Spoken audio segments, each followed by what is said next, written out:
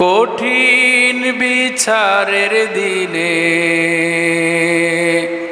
রেখো গো পাশে, পাপের ভারে নুয়ে গেছি মন তাই কেঁদে মরে।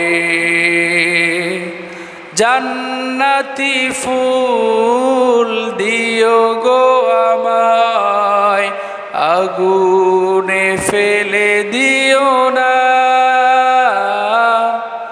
আমি তোমারই গোলাম গো, অন্য কারো নয়। আলিমুল গায়েব তুমি, মালিক রব্বানা। আল্লাহু আল্লাহু আল্লাহু আল্লাহ, তুমি আসমানে থাকো প্রভু, আমি জমিনে, তবু তোমারি প্রেম জমে হৃদয় গহীনে। আমি তোমারি গোলাম গো, অন্য কারো নয়। আলিমুল গায়েব তুমি, মালিক রব্বানা। আল্লাহু আল্লাহু আল্লাহু আল্লাহ। আলহামদুলিল্লাহ। সম্মানিত মুসল্লিনে কারাম, পর্দা আড়ালে অবস্থানরত দ্বীনের সর্বগুণে গুণান্বিতা মা এবং বোনেরা, আমরা আল্লাহ তাআলার আলিশান দরবারে কালিমাতুশ শুকরিয়া আদায় করি, যিনি আমাদেরকে অত্যন্ত ভালোবেসে দয়া করে মায়া করে শত শত মানুষ থেকে বাছাই করে আজানের পরপর অল্প কয়েকজন মানুষকে মসজিদে এসে সামনের দিকে বসার তৌফিক দিয়েছেন। এজন্য মনিবের দরবারে মনিবের দেওয়া জবান দিয়ে মনিবের শিখানো ভাষায় গোলামের মতো শুকরিয়া আদায় করে নে। আলহামদুলিল্লাহ।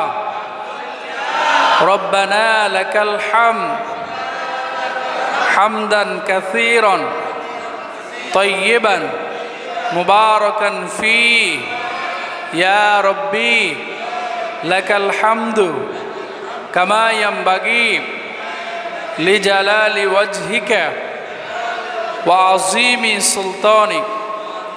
আমরা শুকরিয়া আদায় করলাম কার? খুশি হলেন কে? বেজার হলো কে? আমরা সব সময় একজনকে খুশি করব, তিনি কে? সম্মানিত মুসলিম কারাম, আমরা গত জুমায় আলোচনা করেছি হাবিল কাবিলের কোরবানির ঘটনা। আজকে আমরা আলোচনা করব হযরত মুসা আলাইহিস সালাতু ওয়াস সালামের সময়ে কোরবানির ঘটনা। হযরত মুসা আলাইহিস সালাতু ওয়াস সালামের সময় বনি ইসরাইল ছিল। এরা ছিল একটু তেড়া জাতি, ঘাট তেড়া। এরকম মানুষ এখনো সমাজে আছে না? নাই? ওরা যতই বুঝান বুঝবে না, উল্টা বুঝে, আছে না? নাই? এজন্য বলে তেড়া তিন দোষ, বুঝাইলে বোঝে না, বুঝার চেষ্টাও করে না, না বুঝে হাতাইলে ঠেলে, আছে না? নাই? এই বনি ইসরাইল ছিল এরকম তেড়াদের মধ্যে এক অন্যতম তেড়া জাতি। তৎকালীন সময়ে একজন মানুষ ছিলেন কোটিপতি, তার কোটি কোটি টাকা ছিল, একটা মেয়ে ছিল, তার একজন ভাতিজা ছিল। ভাতিজা চাচাকে বলল, আপনার মেয়েকে আমার কাছে বিয়ে দেন।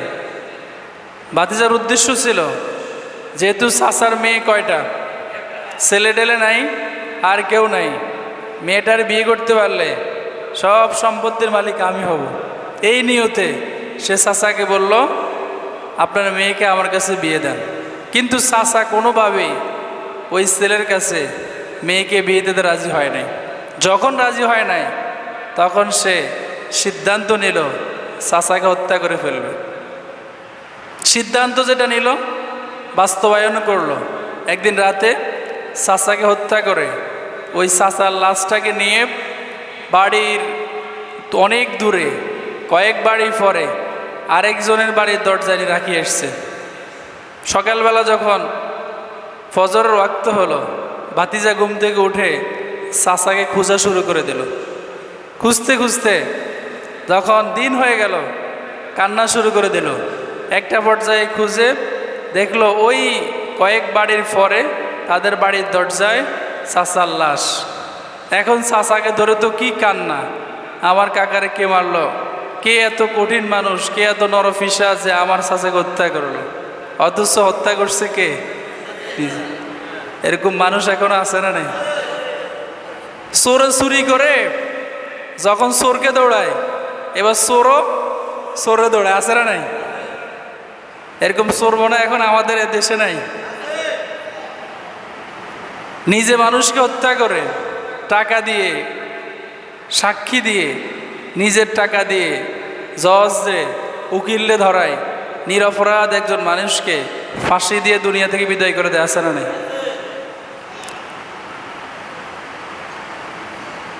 তখন তার কান্না দেখে ওই বাড়ি থেকে লোকগুলো বের হয়ে আসলো, এসে তারা দেখে অবাক হয়ে গেল, বললো এই লোক খুব ভালো মানুষ ছিল, তাকে মারলো কে? এখন সবার কথা হলো, যেহেতু আপনাদের বাড়ির দরজায় লাশ পাওয়া গেছে, তার দ্বারা বোঝা যায় আপনারাই তাকে মারছেন। এখন তারা শতবার তাদেরকে বোঝানোর চেষ্টা করছে, না এই লোকের সাথে তো আমার কোনো শত্রুতা নাই, আমি তাকে কেন মারবো, তাকে আমরা হত্যা করে নাই, এটার পিছনে অন্য কেউ আছে। একটা পর্যায়ে যখন তারা কথা বলতে বলতে ঝগড়ার মতো লেগে যাচ্ছে, আবারও তারা মারামারি দিয়ে যাচ্ছে, তখন একজন বলল, আমরা নিজেরা মারামারি না করে, যেহেতু আমাদের মধ্যে একজন নবী আছে, তার নাম হচ্ছে হযরত মুসা আলাইহিস সালাম, আমরা সবাই গিয়ে আল্লাহ নবী মুসাকে বলি, তিনি আমাদেরকে একটা সমাধান দিয়ে দেবেন। সুবহানাল্লাহ বলেন। মুসা আলাইহিস সালামকে গিয়ে বললেন, মুসা আলাইহিস সালামকে যখন বললেন, মুসা আলাইহিস সালাম বললেন ঠিক আছে, আমি আল্লাহর সাথে কথা বলি, বিষয়টা আল্লাহকে জানাই। তখন মুসা আলাইহিস সালামকে আল্লাহ বললেন, আপনি তাদেরকে বলেন একটি বাকরা, একটি গাভী কোরবানি করার জন্য। যখন মুসা আলাইহিস সালাম এসে বললেন, তোমাদেরকে আল্লাহ বলেছেন একটি গরু কোরবানি করো, তারা বললেন আতাত্তাকিজুনা হুজুও, আপনি কি আমার সাথে দুষ্টমি করেন, আপনি কি আমাদের সাথে ফাইজলামি করেন নাকি? আমাদের মানুষ মারা গেল, আপনি বলেন গরু জবাই করার জন্য। আল্লাহ যে বলছে গরু জবাই করার জন্য, এটার মধ্যে একটা হিকমত আছে না নেই?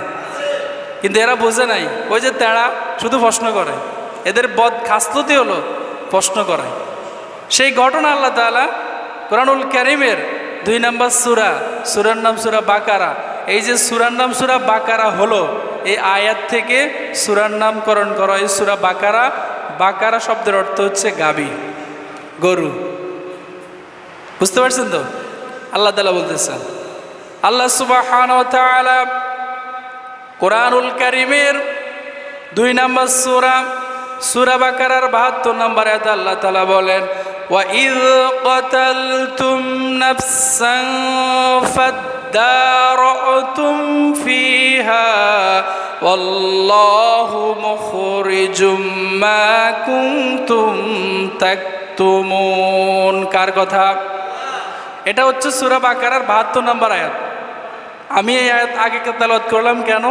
এই আয়াত তেলাওয়াত করে আমি ওর পিছন দিকে যাব।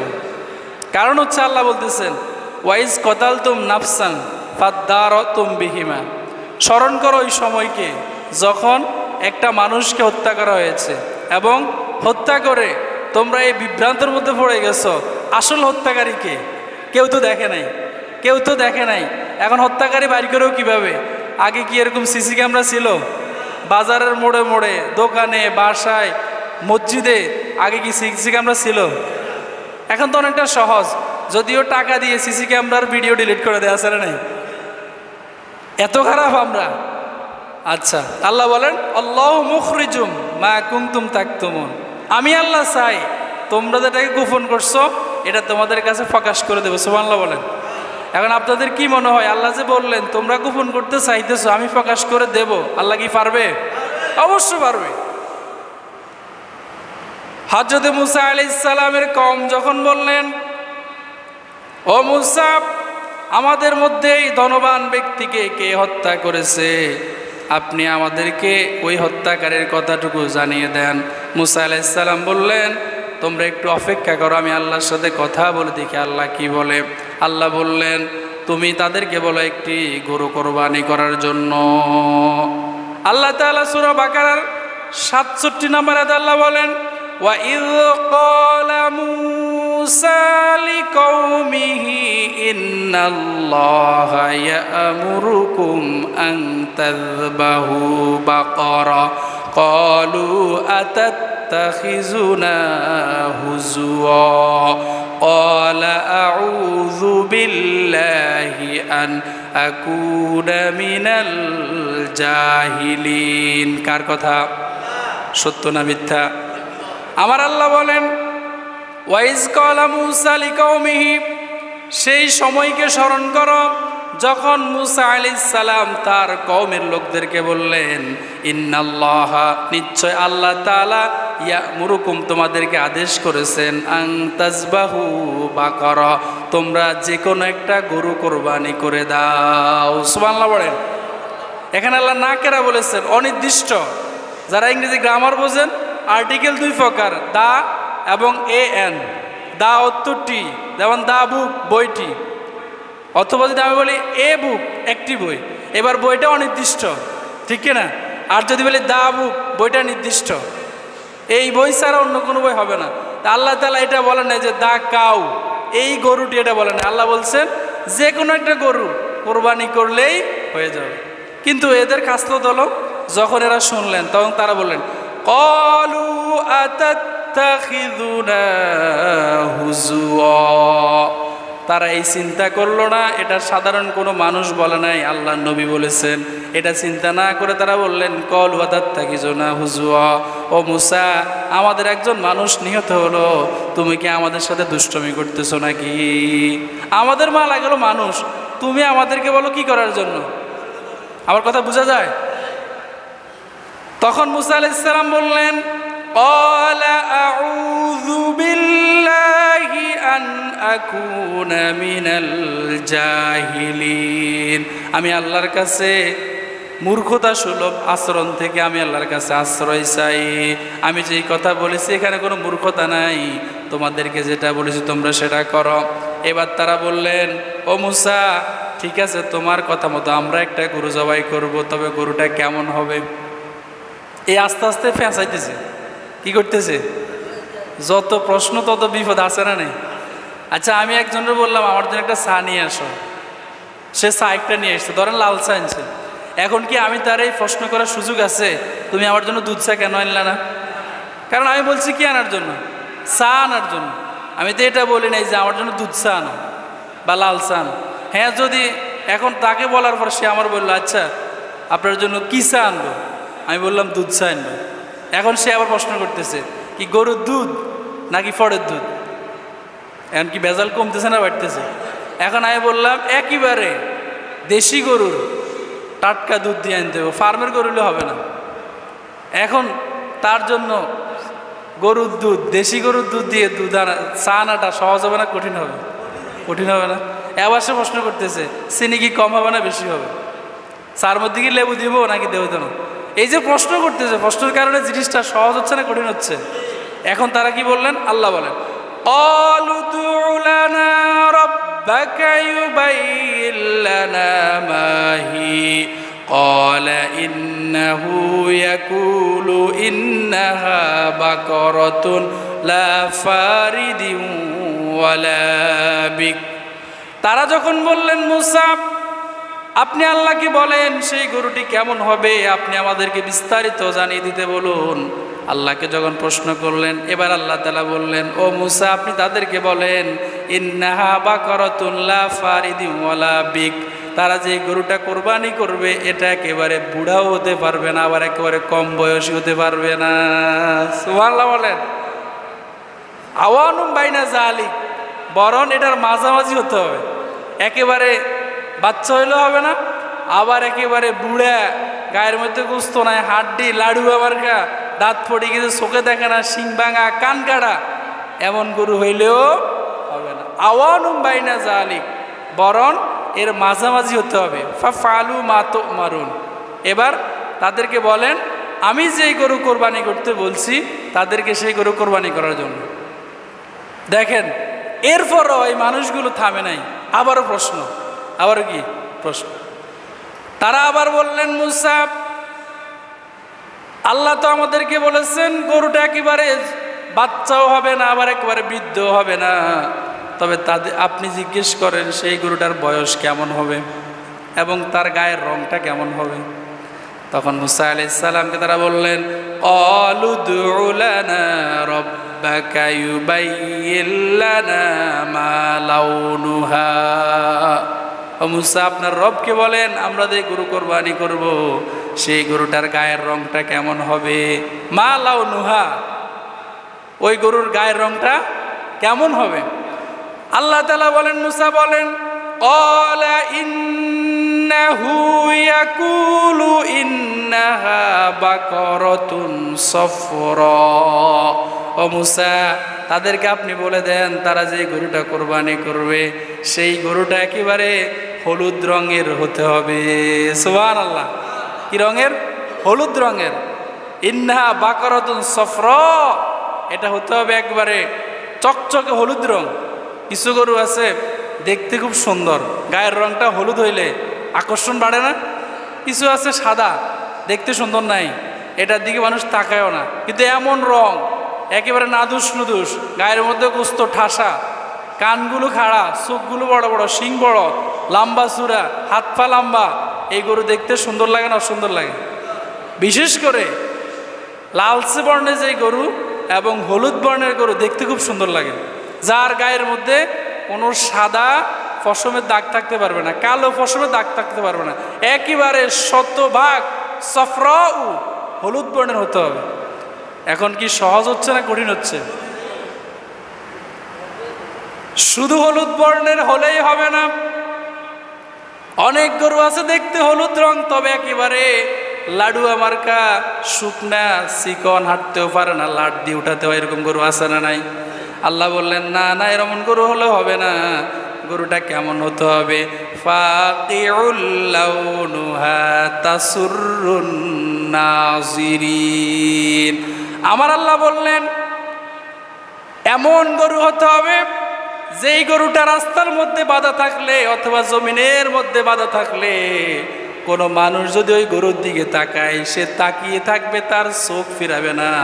মাঝে মাঝে আমাদের অবস্থা এমন হয়, সুন্দর একটা জিনিস দেখলে আমরা এমনভাবে তাকিয়ে থাকি, হাঁটতে হাঁটতে আরেকজনের গায়ের উপরে পড়ি, তারপরও চোখ ফিরে না, আসে না নাই?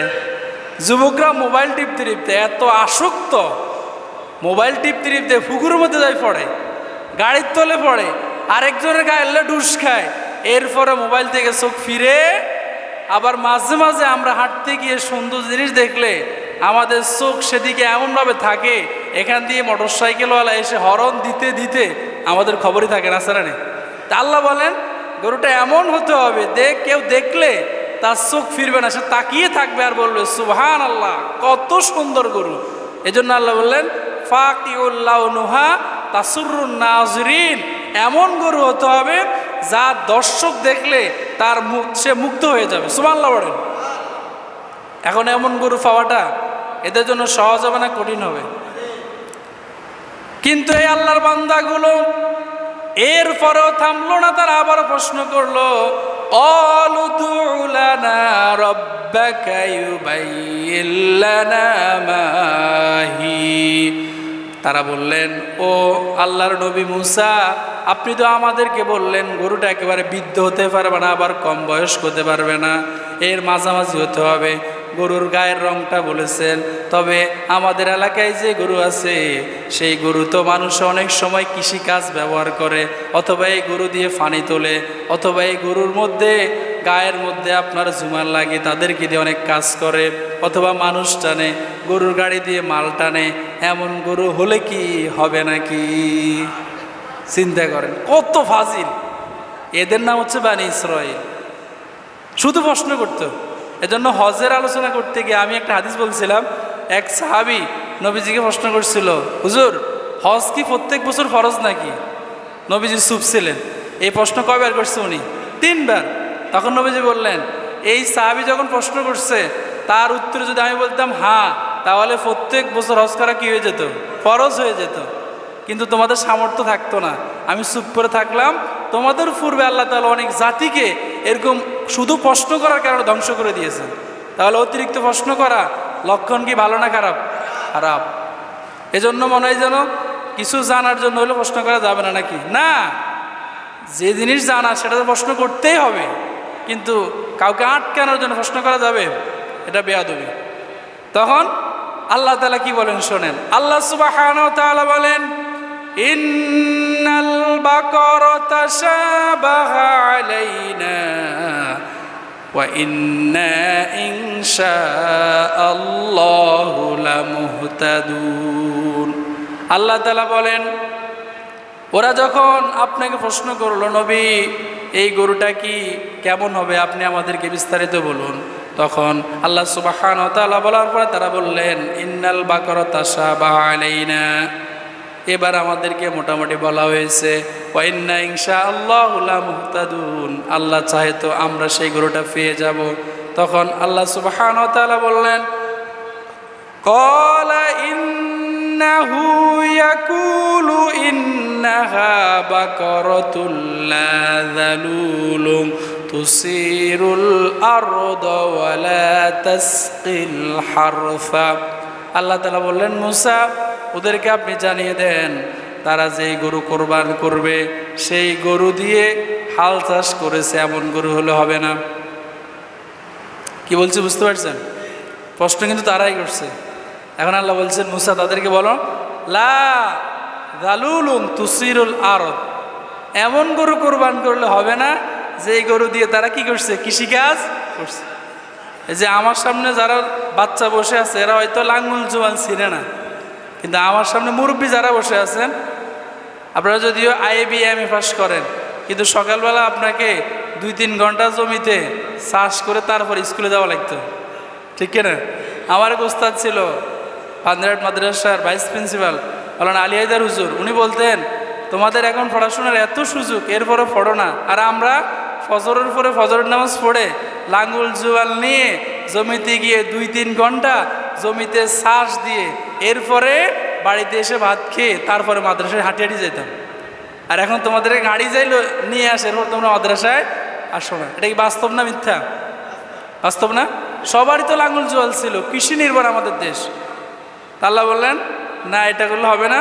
ওয়ালা তাসকিল হারসা, অথবা এই গরু ব্যবহার করে পানি তোলা হয়েছে বা এটা দিয়ে মাল টানা হয়েছে এরকম গরু হইলে হবে। কারণ যেই গরুর গলার মধ্যে জুমাল থাকে ওই গরুর গলার মধ্যে দেখবেন দাগ পড়ে যায়। এটা কি দেখতে সুন্দর লাগে? এটা দেখতে বিশ্রী দেখা যায়, এটার মধ্যে মাছি পড়ে, মশা পড়ে, ডিম পারে, এটার মধ্যে ক্ষত হয়ে যায়, দেখতে খারাপ দেখা যায়। এমন গরু কোরবান করলে হবে, হতে হবে ফাকিউল্লাহ তাসুরুন নাজরিন, দর্শকের দৃষ্টি কেড়ে নেবে এরকম গরু হতে হবে।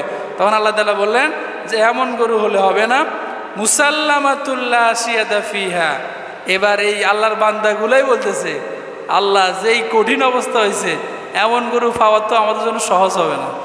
মুসাল্লামাতুল্লাহ শিয়াদা ফিহা, এত দারুণ কোয়ালিটির গরু আমরা তো মনে হয় সহজে পাবো না। ক্বালুল আনা জিতা বিল হাক্কি, তারা বললেন এবার আমাদের কাছে সবগুলো বিষয় স্পষ্ট করা হয়েছে। ফাযাবাহুহা মা কাদু ওমা কাদু ইয়াফআলুন, আচ্ছা ঠিক আছে, এবার আল্লাহ আমাদের কাছে বলেছেন স্পষ্ট করে, আমরা এবার গরু কোরবানি করব। তাহলে বলেন তো প্রথম কি প্রশ্ন ছিল, গরুটা কেমন হতে হবে? এই যে একজন বলতে পারছে, সবার মনোযোগ আছে না গেছে? গরুটা বুড়াও হইতে পারবে না, জোয়ান হতে পারবে না, মাঝামাঝি বয়স্ক হতে, মধ্যবয়সী হতে হবে। গরুটার গায়ের রং কেমন হতে হবে? হলুদ রং। শুধু কি হলুদ হবে তো নাকি লালচে হলুদ বর্ণের? যদি সাদা কিছু থাকে গায়ের মধ্যে হবে না। এরপরে ওই গরুটা কোনো কৃষিকাজে ব্যবহার হয়েছে এরকম হতে পারবে না। একদম স্পষ্ট যখন বলে দিলেন, এবার ওরা এই গরু খোঁজার জন্য বের হয়েছে। এতক্ষণ আয়াত থেকে বলছি, এবার তাফসির বলতেছি।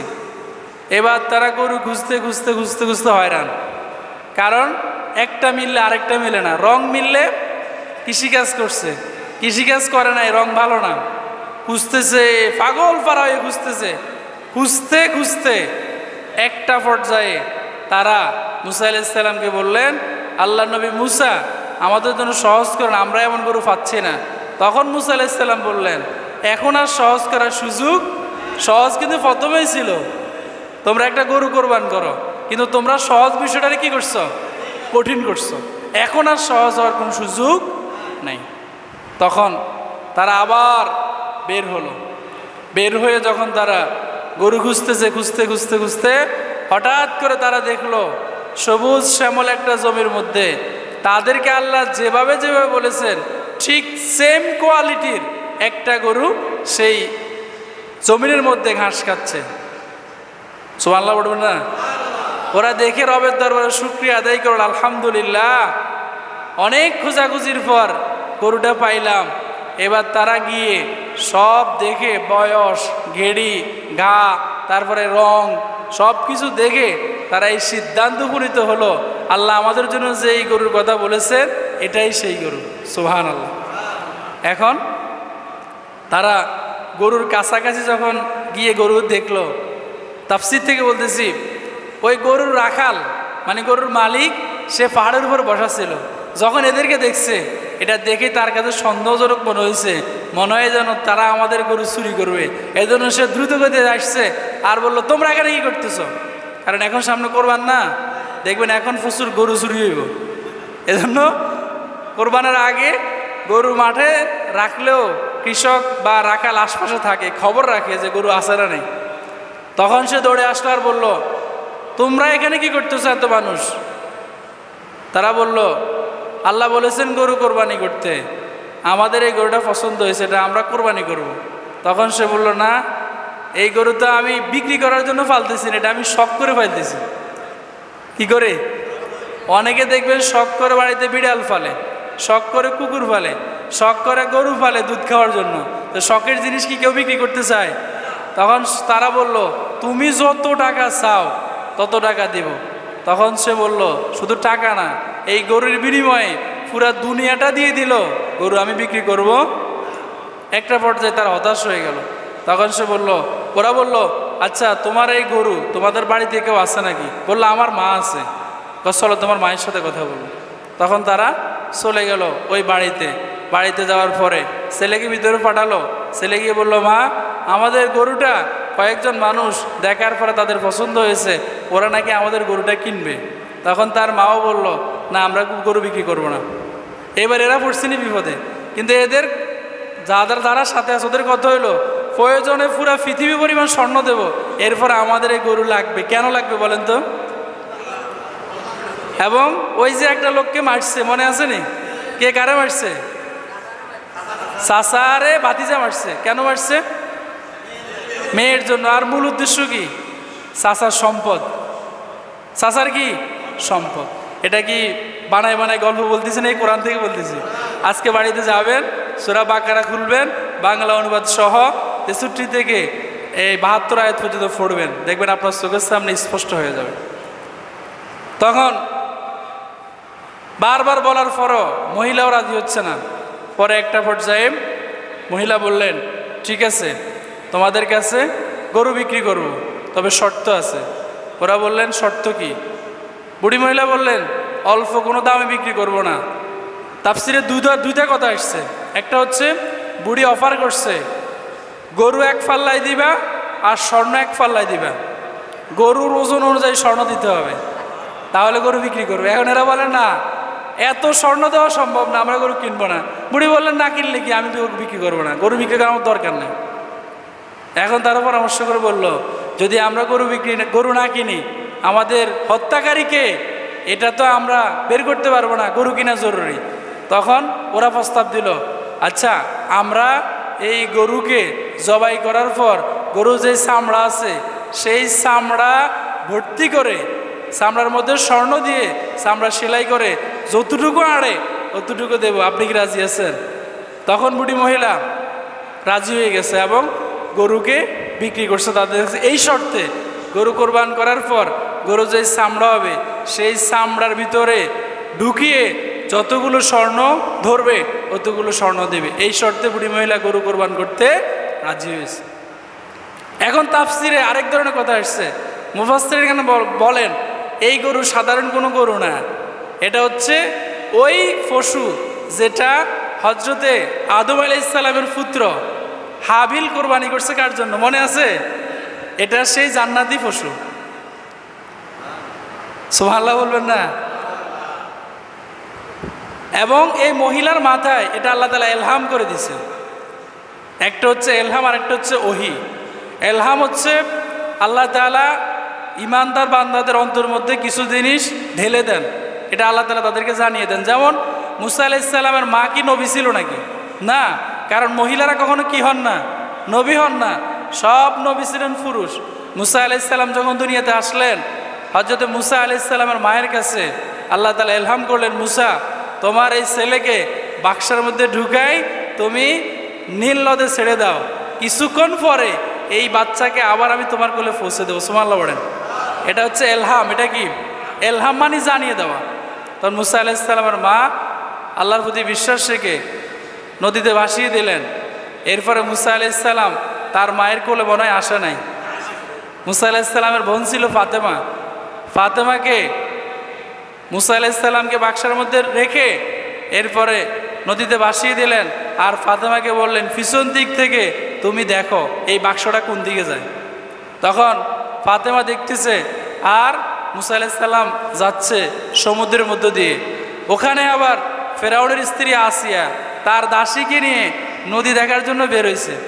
এখন দেখতেছে সুন্দর একটা বাক্স ভেসে যাচ্ছে। দাসী বললেন, দেখেন কি সুন্দর একটা বাক্স যাচ্ছে। ওই দাসীকে বললেন, যাও বাক্সটা নিয়ে আসো।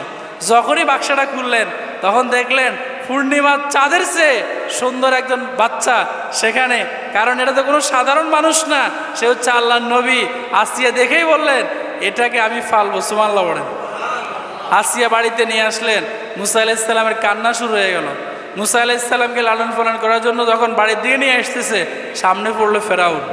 ফেরাউন যখন দেখলো ছেলে, ফেরাউনের মেজাজ গরম হয়ে গেল এবং সে বুঝতে পারছে ওই যে গণকেরা বলছে, ফেরাউন অস্থিরেই তোমার এই রাজত্বের মধ্যে একজন বালক জন্মগ্রহণ করবে যে তোমার এই ক্ষমতাকে ধ্বংস করে দেবে।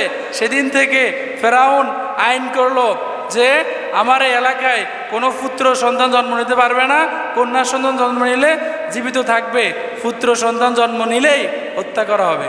এটা আপনারা তো জানেন সবাই। তখন ফেরাউন বলল, এটারে বাঁচতে দেওয়া যাবে না, কারণ এটাই আমার মনে হয় যেন সেই মুসা। তখন স্ত্রী আসিয়া বললেন, আপনি হচ্ছেন মিশরের রব, মিশরের খোদা, আপনি যদি ছোট্ট একটা বাচ্চার ডরান আর এই কথা যদি আপনার এলাকার মানুষ শোনে আপনাকে নিয়ে হাসাহাসি করবে। তখন সে কিছুই বলল না, তবে তার ভিতরে বিশ্বাস ছিল এটাই কে? মুসা। এটা কে? সেই মুসা। তার বাড়িতে নেওয়া হলো। মুসা আলাইহিস সালাম কান্না শুরু করে দিলেন। তখন অনেক মহিলাকে নিয়ে আসা হলো দুধ খাওয়ানোর জন্য। মহিলারা মুসা আলাইহিস সালামের মুখে দুধ দেয়। মুসা আলাইহিস সালামের কান্না থামে না। পিছন দিক থেকে মুসা আলাইহিস সালামের বোনের নাম কি? ফাতেমা। ফাতেমা এসে বললেন, এই যে আমি কথাগুলো বলতেছি সূরা তহার মধ্যে পাবেন। তখন ওই ফাতেমা এসে বললেন, আমার কাছে একজন দুধ মায়ের খবর আছে, উনি খুব ভালো দুধ পান করান, যদি আপনারা আমাকে বলেন আমি তাকে নিয়ে আসতে পারি। তখন মুসা আলাইহিস সালামের বোনটা দৌড়ে মায়ের কাছে গেলেন এবং বললেন, মা দ্রুত চলেন ফেরাউনের বাড়িতে মুসাকে দুধ খাওয়ানোর জন্য। পরিচয় গোপন করলেন। গিয়ে যখন মুসা আলাইহিস সালামের মা মুসা আলাইহিস সালামকে কোলে নিলেন, সাথে সাথে মুসা আলাইহিস সালামের কান্না বন্ধ হয়ে গেল। সুবহানাল্লাহ বলেন। বাচ্চারা পৃথিবীর কাউকে না চিনলো, সে তার মাকে চিনতে কখনো ভুল করে?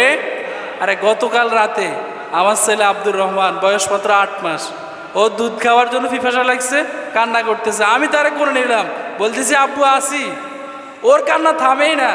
যখন তার মা বলল আব্দুর রহমান, ও কান্না বন্ধ হয়ে গেছে। মানে পৃথিবীর কাউকে যদি সে না চিনে, তার মাকে চিনতে সে কখনো ভুল করবে? মুসা আলাইহিস সালাম বুঝতে পারছে সে এখন কার কোলে? তার মায়ের কোলে। ফেরাউন চাইছিল মুসা আলাইহিস সালামকে হত্যা করবে। এটা হচ্ছে ফেরাউনের পরিকল্পনা। আর আল্লাহর পরিকল্পনা হলো, ফেরাউন তুই মুসারে মারবি তো তোর ঘরে রেখে, তোর থেকে টাকা নিয়ে, এয়ার কন্ডিশন রুম দিয়ে আমি মুসাকে তোর ঘরের মধ্যে লালন পালন করবো। সুবহানাল্লাহ বলেন। মুসা আলাইহিস সালাম তার মায়ের কোলে গেলেন, দুধ মুখে দিল, ঘুম চলে আসলো। আসিয়া বললেন, তুমি যদি কোনো আপত্তি না করো আমরা তোমাকে 2 বছর রাখতে চাই, তুমি তাকে দুধ পান করাবে। মা খুশি হয়ে গেলেন আর বললেন আমি রাজি আছি। ওই যে এলহাম, কি এলহাম, মুসা আলাইহিস সালাম মাকে আল্লাহ ওয়াদা দিছে, মুসারে তোমার কোলে আমি কি করব, ফিরাই দেবো, দিছে নি? এখন ওই বুড়ি মহিলার কাছে আল্লাহ তাআলা কি করছে, এলহাম করছে যে তুমি বলো, হয় আমাকে এক পাল্লার মধ্যে দাঁড় করিয়ে দিবে, সমান সমান গরুর ওজনে স্বর্ণ দিলে বিক্রি করবো, অথবা গরু জবাই করার পরে তার চামড়া ভর্তি করে আমার কি দিতে হবে, স্বর্ণ দিতে। এই শর্তে রাজি হলে গরু কি করব, বিক্রি করবো। বেচারারা সর্বশেষ রাজি হয়ে গেল এবং নিয়ে আসলো তাদের সেই নির্দিষ্ট জায়গায় এবং নির্দিষ্ট সময়ে তারা গরু কোরবান করলো। মূল উদ্দেশ্য ছিল হত্যাকারীকে সেটা বের করা, মনে আছে আপনাদের? গরু কোরবান করা হলো। এখন সবাই হাসাহাসি করতেছে। কেন হাসাহাসি করে?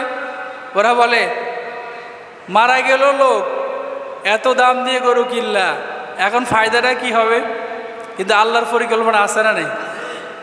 আল্লাহ সুবহানাহু ওয়া তাআলা হযরত মুসা আলাইহিস সালামকে বললেন ফাকুলনা যরিবুহু বিবাদিহা, ও নবী, তারা যে কোরবানির পশু কোরবান করেছে, গরু কোরবান করেছে, সেই গরুর একটা হাড্ডি অথবা একটা অংশ নিয়ে আপনি ওই মৃত লোকটির গায়ের মধ্যে একটা বাড়ি দেন। সুবহানাল্লাহ। এখন আমাদের কাছে মনে হতে পারে কিরে কি পাগলামি, এরকম মনে হয় না? কিরে এটা কোনটা? মারা গেল লোক, কোরবানি করলো গরু, এখন বলতেছে গরুর একটা হাড্ডি দিয়ে ওই লোকের গায়ের মধ্যে কি করার জন্য? যখনই মুসা আলাইহিস সালাম একটা হাড্ডি নিয়ে ওই মৃত লোকটার গায়ের মধ্যে আঘাত করলেন, আল্লাহ সুবহানাহু ওয়া তাআলা বলেন কাযালিকা ইউহিল্লাহুল মাউতা, তোমরা যারা দাঁড়িয়ে আছো, আমি তোমাদেরকে মরার পরে যে আবার তোমাদেরকে আমি পুনরায় জীবিত করতে পারবো, তোমরা সবাই দেখে নাও। মুসা আলাইহিস সালাম যখন ওই মৃত লোকটার গায়ের মধ্যে একটা হাড্ডি দিয়ে আঘাত করলেন, সাথে সাথে সেই মৃত লোকটা জীবিত হয়ে গেল। সুবহানাল্লাহ। শুধু জীবিত হয়ে হলো না, তাফসীরের মধ্যে এসেছে ওই লোকটা জীবিত হয়ে তার ভাতিজার দিকে হাত দেখিয়ে বললেন, এই ভাতিজা আমাকে হত্যা করেছে, সে হলো আমার খুনি, সে নিজে হত্যা করে এখন নির্দোষ মানুষদের গায়ের মধ্যে অপরাধ চাপিয়ে দিচ্ছে, তোমরা সবাই তাকে ধরো এবং তাকে হত্যা করো। সুবহানাল্লাহ। এবার হত্যাকারীকে, খুনিকে বের হয়েছে তো, কার মুখ থেকে বের হয়েছে? যারা হত্যা করা হয়েছে। বের করলেন কে? সিস্টেমটা কি সুন্দর ছিল না অসুন্দর? তখন সবাই দেখলো আর অবাক হলো। চিন্তা করেন, এই লোকটাই মারলো, আবার সকালবেলা সে গিয়ে কানলো আর বলতেছে আমার চাচারে কি হত্যা করছে, অথচ রাতের বেলা সে নিজে কি করছে, হত্যা করছে। এরকম মানুষ মানে আমাদের সমাজে নেই? এরকমও ডাকাত আছে, মানুষ হত্যা করে এসে মসজিদে দাঁড়ায় দাঁড়ায় কি সুন্দর বক্তৃতা দেয়, আছে না নেই? কিন্তু একটু আগেই সে হত্যা করে আসছে, আর সে দেখবেন অন্যদের চেয়ে বেশি কান্দে। তার কান্না দেখলে বুঝারই উপায় নাই এই লোকটা যে আকাম করছে। কথা বলেন ঠিক কিনা? তখন আল্লাহ তাআলা তো চাইলে এটা গোপনে করতে পারতেন, কিন্তু প্রকাশ্যে কেন করলেন? প্রকাশ্যে করার উদ্দেশ্য হলো মুসা আলাইহিস সালাম যে বলতেছে লা ইলাহা ইল্লাল্লাহু মুসা কালিমুল্লাহ, তোমরা কালিমা পড়ে নাও, আল্লাহর প্রতি বিশ্বাস করো এবং এক আল্লাহকে স্বীকার করো। কারণ হচ্ছে তোমরা মরে গেলে তোমাদেরকে পুনরায় আবার জীবিত করবেন কে? বিশ্বাস হয়? আমরা কি মরে গেলে আবার জীবিত হব? আল্লাহ করতে পারবে? আল্লাহ সুবহানাহু ওয়া তাআলা বলেন কাইফা তাকফুরুনা বিল্লাহি ওয়া কুনতুম আমওয়াত ফাআহইয়াকুম সুম্মা ইউমীতুকুম সুম্মা ইউহয়িকুম সুম্মা ইলাইহি তুরজাউন। কার কথা? আল্লাহ তাআলা বলেন তোমরা আমি আল্লাহ কিভাবে অস্বীকার করো, অথচ তোমরা ছিলে মৃত, আমি তোমাদেরকে জীবিত করলাম, দুনিয়াতে পাঠালাম, আবার তোমাদেরকে মৃত্যু দেব, মৃত্যু দেওয়ার পরে তোমাদেরকে কবর রাখা হবে, এরপরে আমি আল্লাহ তোমাদেরকে আবার জীবিত করব এবং জীবিত করে তোমাদেরকে আমার কাছে আমি আল্লাহ নিয়ে আসবো। সুবহানাল্লাহ। এজন্য আমরা যখন মানুষকে মাটি দেই, লাশ যখন কবর রাখি, মানুষকে যখন আমরা কবর রাখি, তখন লাশের মুখটাকে খুলে দিয়ে, বানগুলো খুলে দিয়ে কেবলামুখী করে বিসমিল্লাহি ওয়া আলা মিল্লাতি রাসূলিল্লাহ বলে আমরা একটা দোয়া পড়ি, মিনহা খালাকনাকুম ওয়া ফিহা নুঈদুকুম ওয়া মিনহা নুখরিজুকুম তারাতান উখরা। পড়ি কি পড়ি না? মিনহা খালাকনাকুম, এই মাটি থেকে তোমাদেরকে সৃষ্টি করলেন কে? অফিহা নুঈদুকুম, মাটির শরীর আবার কোথায় দিয়ে গেলাম? মাটির মধ্যে। অমিনহা নুখরিজুকুম, আবার তোমাদেরকে ইসরাফিল আলাইহিস সালাম যখন ফু দেবে জীবিত করবেন কে? কিভাবে করবেন? ওই যে আল্লাহ তাআলা তোমাদেরকে দুনিয়াতে যেভাবে সৃষ্টি করেছেন হুবহুব সেই আকৃতি দিয়ে আবার আল্লাহ তাআলা তোমাদেরকে সৃষ্টি করবেন। বিশ্বাস হয়তো? ওরা অস্বীকার করতো, বলতো আমরা মরে গেলে আবার কিভাবে আমাদেরকে জীবিত করবে? আমরা তো মরে গেছি, কেমনে জীবিত হব? এটাই শেষ, দুনিয়াকে মজা এলো, দুনিয়া মস্ত বড় হয়ে খাওয়া দাওয়া ফুর্তি করো, এটাই পরকাল বলতে কোনো কিছু নেই। তখন এই কাফেরদের সামনে আল্লাহ তাআলা মৃত মানুষটাকে জীবিত করে দেখিয়ে দিলেন এবং বললেন কাযালিকা ইউহিল্লাহুল মাউতা, আল্লাহ তাআলা ঠিক এভাবেই মৃত্যুর পর তোমাদেরকে আবার পুনরায় জীবিত করুন। সুবহানাল্লাহ বলেন। ওয়ায়ুরিকুম আয়াতিহি লাআল্লাকুম তাআকিলুন, এটা তাদের জন্য একটা নিদর্শন যাদেরকে আল্লাহ তাআলা আকল দিয়েছেন, জ্ঞান দিয়েছেন, তারা বুঝতে চায়। তখন এই মুসা আলাইহিস সালামের এই ঘটনা দেখে, মৃত মানুষ যে জীবিত হয়েছে এই দৃশ্য দেখে সেদিন শত শত অমুসলিম ঈমান এনে মুসলমান হয়ে গেছে। সুবহানাল্লাহ বলেন। এই 2 নাম্বার কোরবানি ইসলামের ইতিহাসে হযরত মুসা আলাইহিস সালামের জমানায় ঘটেছে। তাহলে 1 নাম্বার কোরবানি কখন ঘটেছে বলেন তো? আদম আলাইহিস সালামের 2 ছেলে হাবিল এবং কাবিলের সময়। হত্যাকারী কে ছিল? কাবিল। শহীদ হয়েছেন কে? হাবিল। আর দ্বিতীয় কোরবানি হযরত মুসা আলাইহিস সালামের সময় হয়েছে। আমার মন বলে এখন যদি এই সিস্টেমটা থাকতো, হত্যাকারীদের জন্য একটা গরু কোরবান করার পরে গরুর গায়ের হাড্ডি দিয়ে আঘাত করলে সে জীবিত হয়ে যদি বলতে পারতো যে আমার ও হত্যা করছে, তাহলে কত মানুষের চরিত্র যে আমাদের কাছে প্রকাশ পেত একমাত্র কে জানে। কিন্তু আল্লাহ আমাদেরকে অত্যন্ত মহব্বত করে, ভালোবেসে উম্মতে মুহাম্মাদীকে আল্লাহ সম্মান দিয়েছে। এজন্য আমাদের অপরাধগুলোকে, পাপগুলোকে আল্লাহ তাআলা ঢেকে রেখেছেন। কথা বলেন ঠিক কিনা? আল্লাহকে ইচ্ছা করলে সেই বিধান এখন রাখতে পারতেন না? আল্লাহ তো চাইলেই সম্ভব।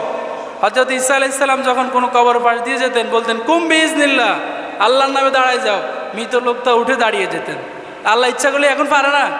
কিন্তু আমাদেরকে আল্লাহ তাআলা সুযোগ দিয়েছেন, বান্দা হত্যা করেছ, জিনা করেছ, সুদ খেয়েছ, ঘুষ খেয়েছ, যা করেছ আমি জানি, তুমি জানো, বাইনি ও বাইন আল্লাহ, আল্লাহ এবং তুমি ছাড়া কেউ জানে। তবে রাতের বেলা উঠে বলো রব্বানা যালামনা আনফুসানা ওয়া ইল্লাম তাগফির লানা ওয়া তারহামনা লানাকুনান্না মিনাল খাসিরিন। এই দোয়া করবা।